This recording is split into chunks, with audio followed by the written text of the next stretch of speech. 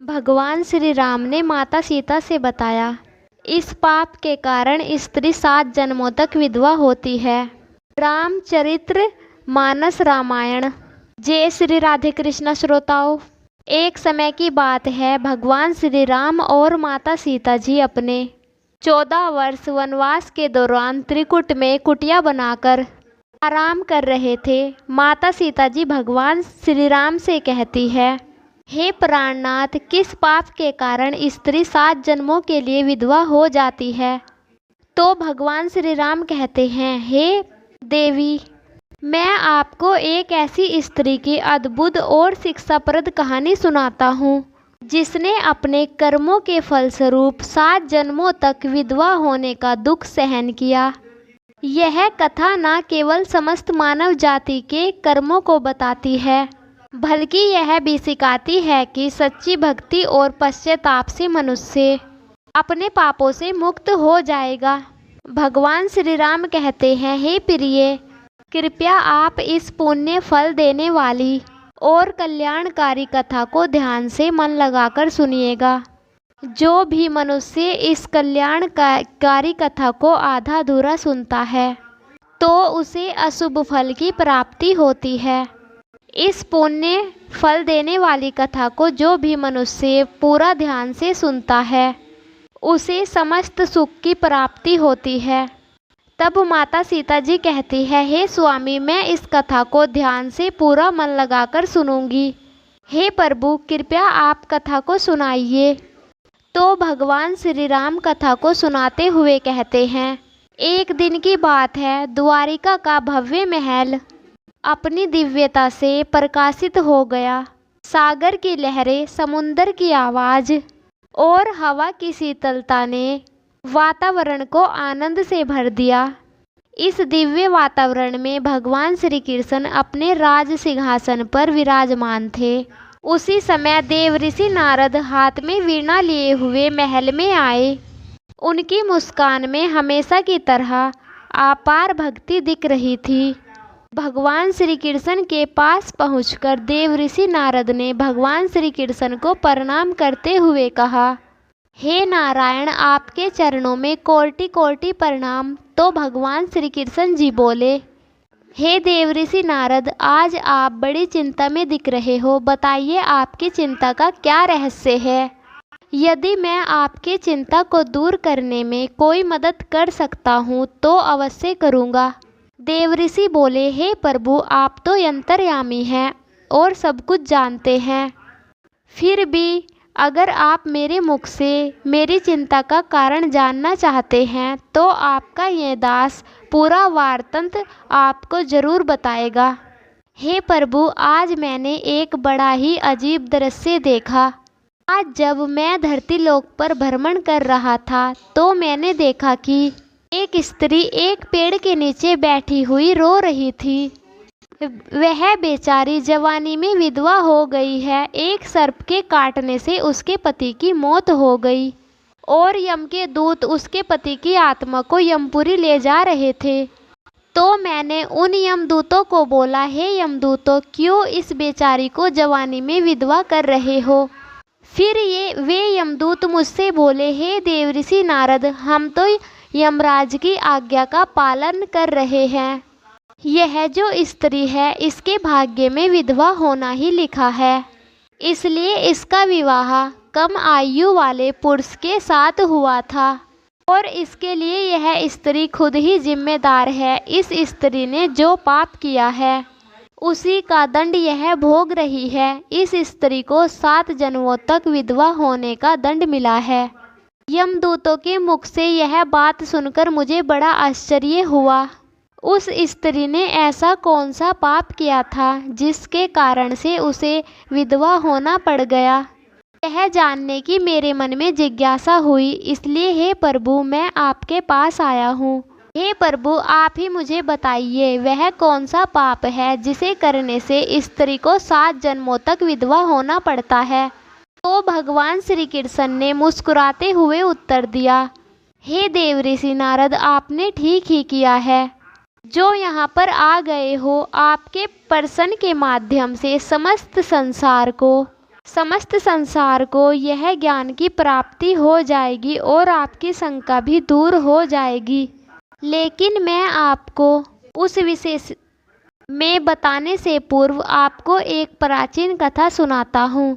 इस कथा का श्रवण करने से आपको आपके सभी प्रश्नों के उत्तर मिल जाएंगे और जो भी स्त्री इस कथा का श्रवण करती है उसके सभी पाप नष्ट हो जाते हैं और वह जवानी में विधवा नहीं होती। इसलिए हे देव ऋषि नारद, आप इस कथा को सुनकर इसका प्रचार अवश्य करिएगा ताकि संसार की समस्त स्त्रियों को इसका लाभ मिल सके। देवऋषि नारद जी बोले, हे प्रभु, आपके मुख से सुनना इस कथा को बड़े सौभाग्य की बात है। मैं इस कथा को अवश्य ध्यान से सुनूंगा और इस कथा का तीनों लोकों में प्रचार करूंगा। तब भगवान श्री कृष्ण नारद जी की जिज्ञासा को देखकर बोले, हे नारद, यह कथा एक स्त्री की है जो अपने पापों के कारण 7 जन्मों तक विधवा होने का दुख भोगती है। यह कथा आपको सिखाएगी कि कैसे हमारे कर्म हमारे भविष्य को प्रभावित करते हैं। इसलिए इस कथा को ध्यानपूर्वक सुनिए। पूर्व काल की बात है। रामपुर नगर में एक धनवान व्यापारी रामदास रहते थे। उसकी पत्नी ममता, जो अत्यंत दयालु, धर्म परायण और भगवान श्री राम की अन्याय भक्त थी। उसका जीवन पूजा, दान और धर्म के कर्मों में समर्पित था।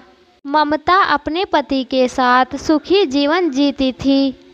उनके पास अपार धन संपत्ति थी, परंतु उनके जीवन का सबसे बड़ा सुख उनका आपसी प्रेम और धर्म के प्रति निष्ठा थी। एक दिन रामदास व्यापार के सिलसिले में समुद्री यात्रा पर चले गए तो उन्होंने ममता से वादा किया था कि मैं जल्दी ही लौट आऊँगा, परंतु विधाता को कुछ और मंजूर था। समुद्र में भयंकर तूफान आ गया जिसने उसकी नाव को पलट दिया। रामदास ने भगवान का स्मरण किया, परंतु उसका समय हो गया था। भगवान श्री राम कथा सुनाते हुए कहते हैं, हे देवी सीते, उनकी नाव पानी में डूब गई। ममता को जब यह दुखद समाचार मिला तो उसका जीवन शोक में डूब गया था। उसका हृदय बुरी तरह टूट गया था। उसने सोचा कि नियति ने मेरे साथ ये अन्याय क्यों किया। फिर उसने अपनी सारी संपत्ति भगवान राम को समर्पित करने का निर्णय किया और रामपुर के मंदिर के पुजारी के पास जाकर बोली, हे पुजारी जी, मैंने जीवन भर धर्म का पालन किया है, परंतु अब मेरा जीवन शोक में डूब गया है। कृपया आप इस संपत्ति को भगवान श्री राम के चरणों में समर्पित कर दीजिए और इसे धर्म के कार्यों में उपयोग करें। पुजारी ममता की व्यथा को समझते हुए बोले, हे माँ, आपका यह निर्णय असीम पुण्य का कार्य है। भगवान श्री राम आपके दुखों को हर के आपको शांति अवश्य प्रदान करेंगे।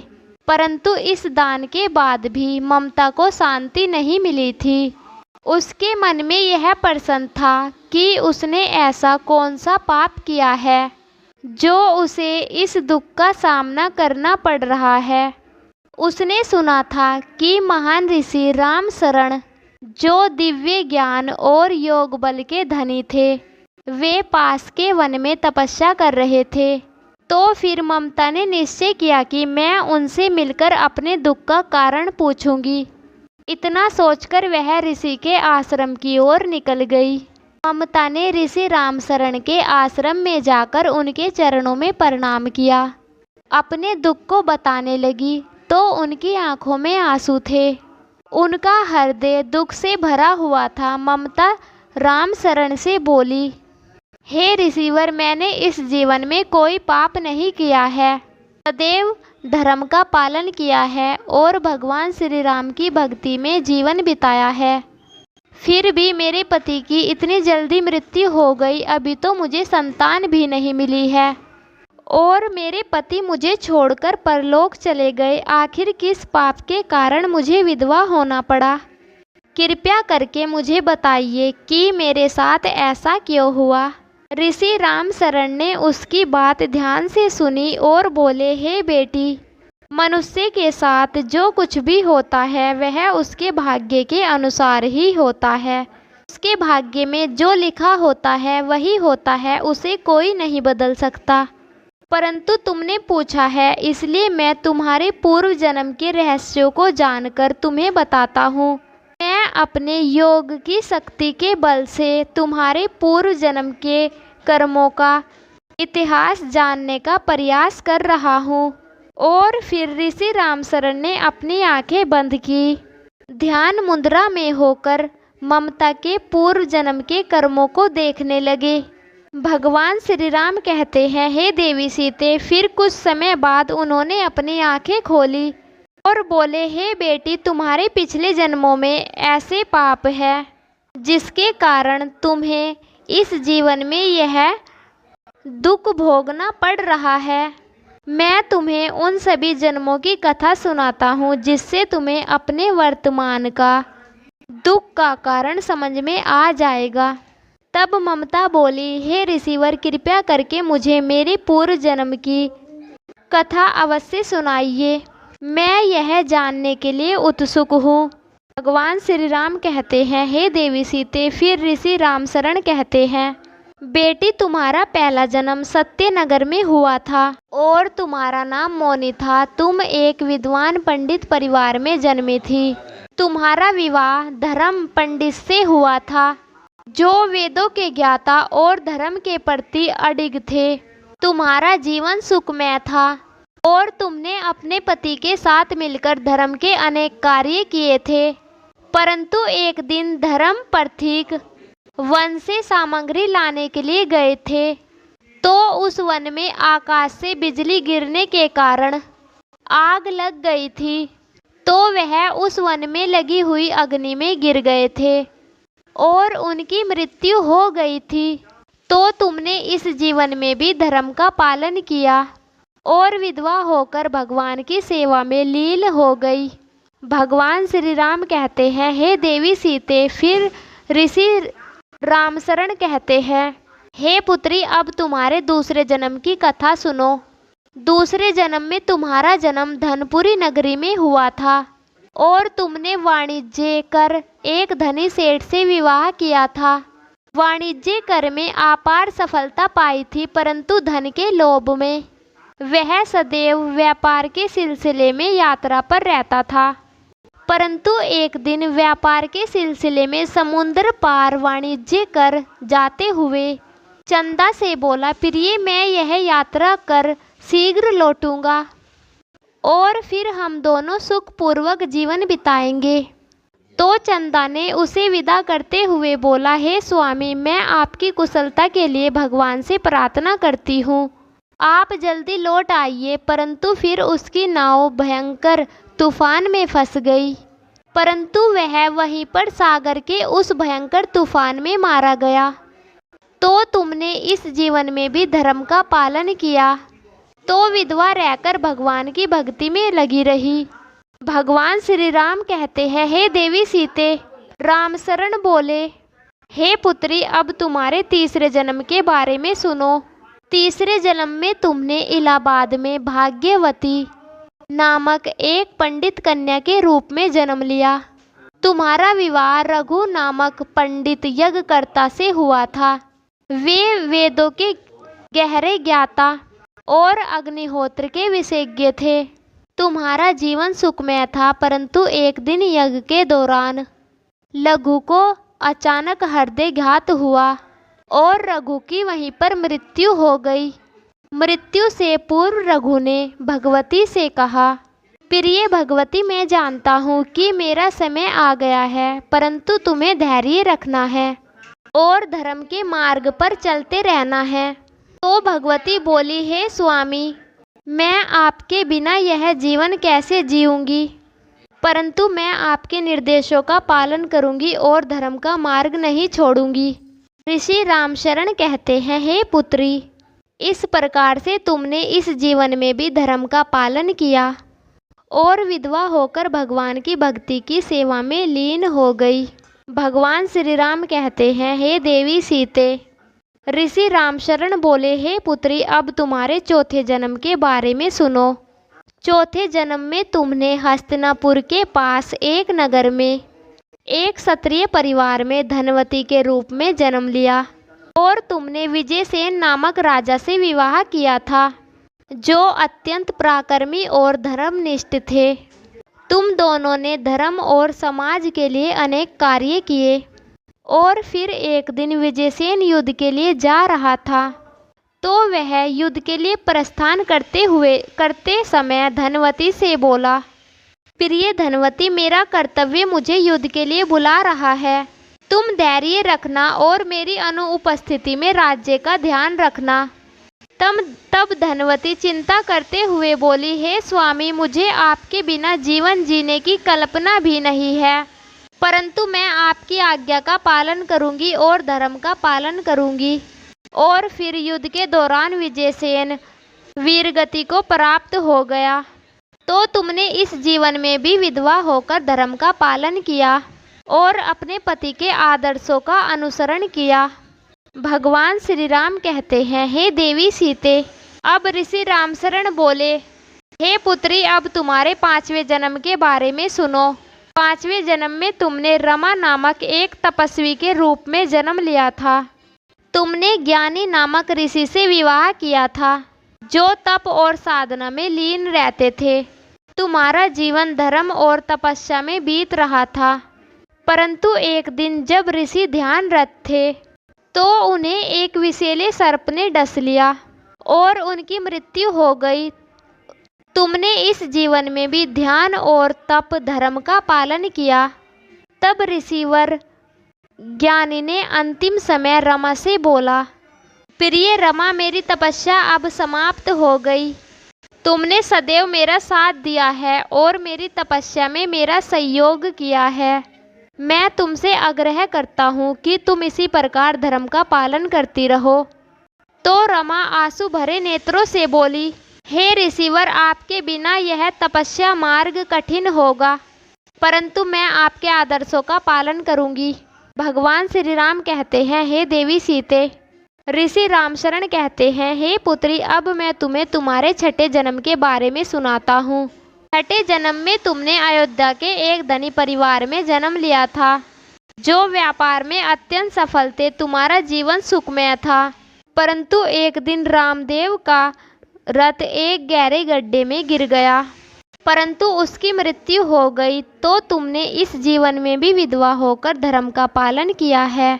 अब ऋषि रामशरण बोले, हे पुत्री, मैंने तुम्हें तुम्हारे 6 जन्मों के बारे में बता दिया है।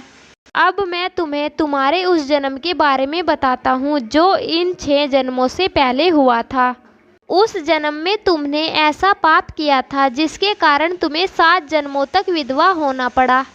भगवान श्री राम कहते हैं, हे देवी सीते, इसलिए तुम उस जन्म का वार्तांत ध्यान से सुनो।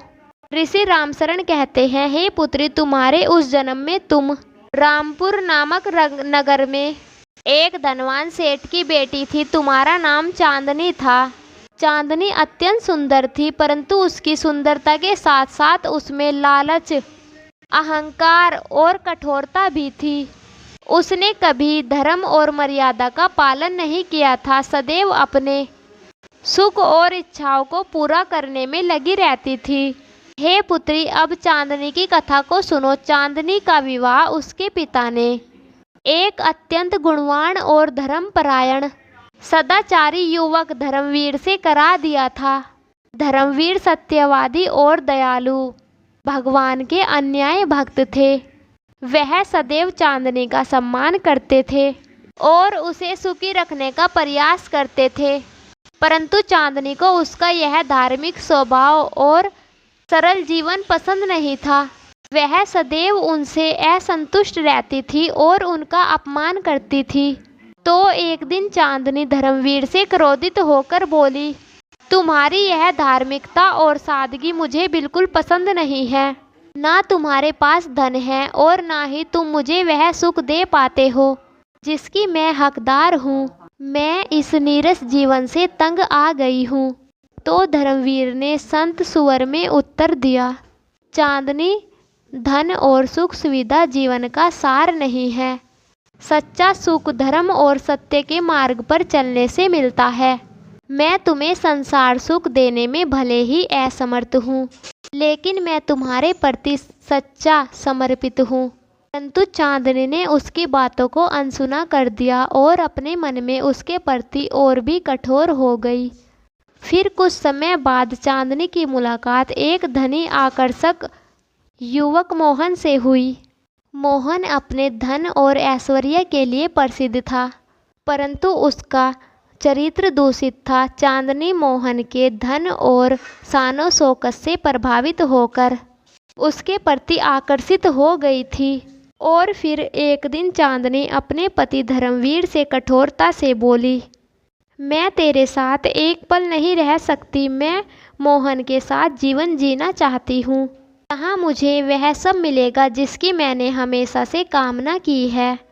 तब धर्मवीर दुखी होकर बोला, चांदनी, तुम जो कह रही हो वह धर्म और मर्यादा के विरुद्ध है।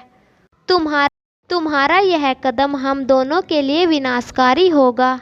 मैं तुमसे प्रार्थना करता हूँ कि तुम इस पथ पर मत जाओ। परंतु चांदनी ने उसकी बातों को तुच्छ समझा और मोहन के साथ भाग गई। वह समाज और अपने धर्म कर्तव्यों की परवाह किए बिना उसके अश्लील घर में निवास करने लगी। परंतु मोहन चांदनी से प्रेम नहीं करता था, वह तो केवल उसका उपभोग करना चाहता था। उसने चांदनी की मूर्खता का फायदा अनेक बार उठाया, परंतु चांदनी यह नहीं जानती थी कि मोहन केवल उसका उपयोग कर रहा है। मोहन के साथ कुछ समय बिताने के बाद एक दिन चांदनी ने देखा कि मोहन एक अन्य स्त्री को घर में लेकर आया है। वह उसके साथ मस्ती कर रहा है। यह दृश्य देखकर चांदनी को समझ में आ गया कि वह दुष्ट और स्वार्थी है। मोहन ने चांदनी को केवल अपने सुख के लिए इस्तेमाल किया था। इस अपमान से चांदनी बहुत दुखी हुई। उसे बड़ा पश्चाताप होने लगा, क्योंकि उसने अपनी मूर्खता के कारण अपने पति के साथ विश्वासघात किया था। उसके पास कोई रास्ता नहीं बचा था। तो फिर एक दिन इस असहाय जीवन और अपमान से दुखी होकर चांदनी ने नदी में कूदकर हत्या कर ली। ऋषि रामशरण कहते हैं, हे पुत्री, उस जन्म में जब तुम्हारी चांदनी के रूप में हत्या हुई थी तो यमदूत तुम्हें यमराज के पास ले गए थे। यमराज ने तुम्हारे पाप कर्मों को देखकर क्रोधित होते हुए बोले, हे चांदनी, तुमने अपने धर्मपरायण पति का त्याग करके अधर्म का मार्ग चुना। तुमने अपने कर्तव्यों का पालन नहीं किया और अपने अहंकार और लालच के कारण अनेक पाप किए। जो स्त्री अपने सत्यवादी और धर्मपरायण पति का त्याग करके चली जाती है, किसी अन्य पुरुष के साथ जाने से उसे महापाप लगता है। इसलिए मैं तुम्हें श्राप देता हूँ कि तुम अगले 7 जन्मों तक विधवा रहोगी और अपने पापों का फल भोगोगी। तब चांदनी ने अपने पाप कर्मों का पश्चाताप करते हुए यमराज से क्षमा मांगी। हे यमराज, मैंने अपने अहंकार और लोभ में यह पाप किया है। कृपया मुझे क्षमा करें और मुझे इस पाप से मुक्त करें। तब यमराज कठोर स्वर में बोले, हे चांदनी, पश्चाताप के लिए अब बहुत देर हो गई है। तुम्हें अपने कर्मों का फल भोगना ही पड़ेगा। परंतु यदि तुम सच्ची भक्ति और धर्म का 7 जन्मों तक पालन करोगी तो तुम्हें मोक्ष की प्राप्ति होगी।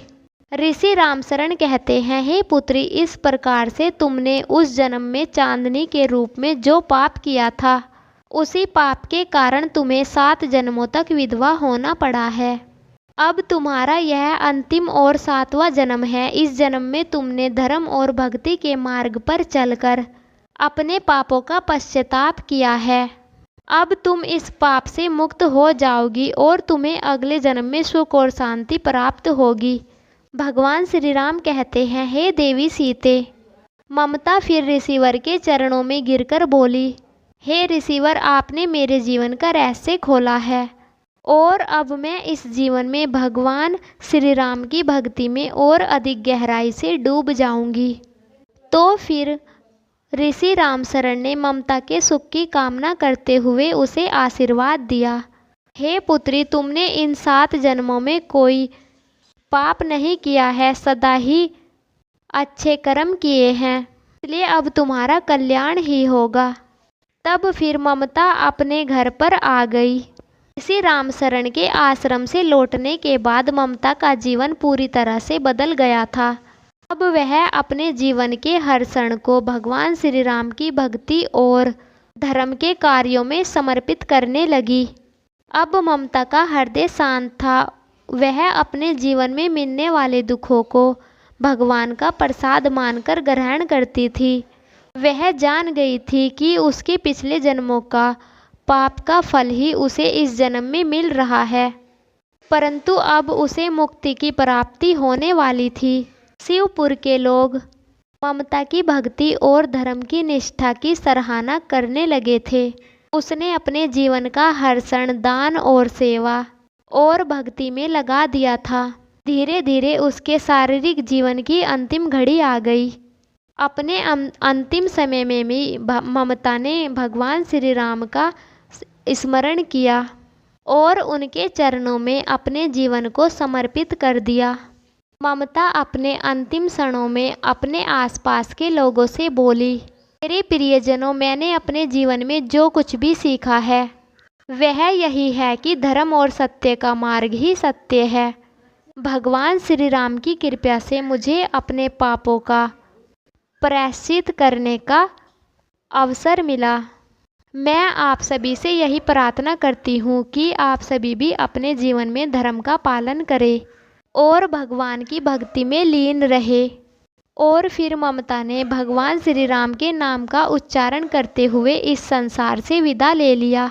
जैसे ही उसका जीवन समाप्त हुआ, उसकी आत्मा एक दिव्य प्रकाश में विलीन हो गई और उसे मोक्ष की प्राप्ति हो गई। उसके पिछले जन्मों के सारे पाप नष्ट हो गए और उसने अपनी आत्मा की शांति के लिए भगवान के परम धाम में स्थान प्राप्त कर लिया। भगवान श्री राम कहते हैं, हे देवी सीते। कथा समाप्त करते हुए श्री कृष्ण जी देवऋषि नारद से कहते हैं, हे देवऋषि नारद, यह कथा इस बात का प्रमाण है कि समस्त मनुष्यों को उनके कर्मों का फल अवश्य भोगना पड़ता है, परंतु धर्म और भक्ति मनुष्य को मुक्ति की ओर ले जाते हैं।